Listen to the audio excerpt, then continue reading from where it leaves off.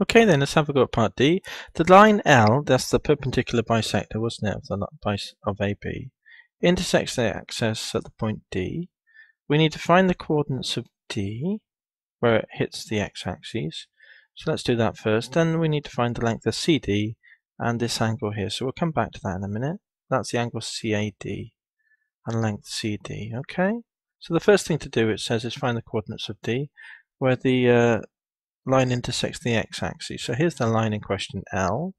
It intersects at D, so I put D here, and we need to work out the coordinates of D. Well, so that's part one. So D has coordinates. So let's work them out then. Now it hits the x-axis. This is the equation of the line that we worked out from the preceding section. And that line hits the axis when the y value is 0. So when does the y value is 0? If we put that in 0, in here, put y equals 0 in here.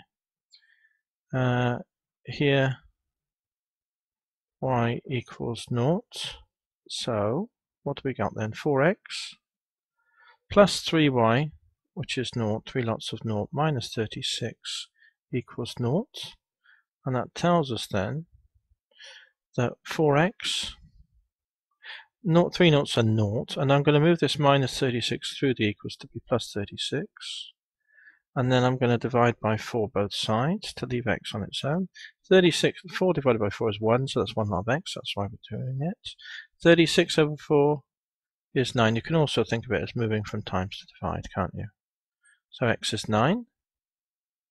There we go. So D has coordinates then. So the x coordinate would be 9. The y coordinate, because we said y was 0. So we've already got that as a given. So there's the coordinates of D for part 1.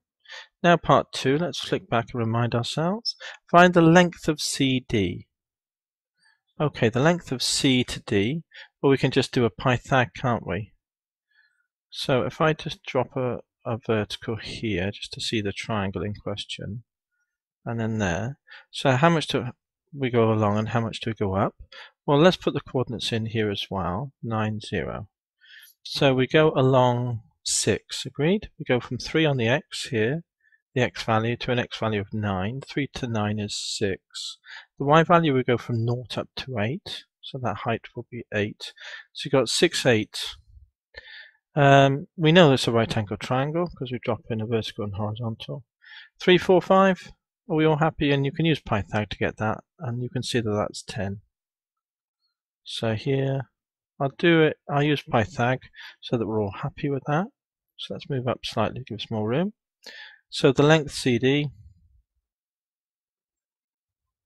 C to D equals, and it'll be the square root of the other two sides squared. So it'll be 8 squared plus the 6 squared is equal to the square root of 64 plus 36 is 100. 64 and 36 is 96, 100, yeah.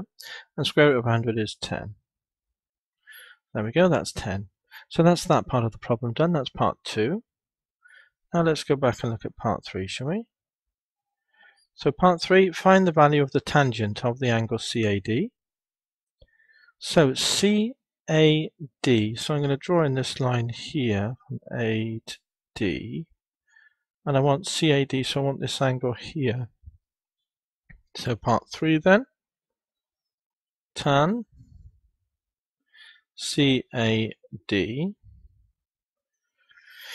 will be opposite over adjacent, won't it? Because this is a right angle triangle, because there's two perpendicular lines here. So we've got a right angle triangle.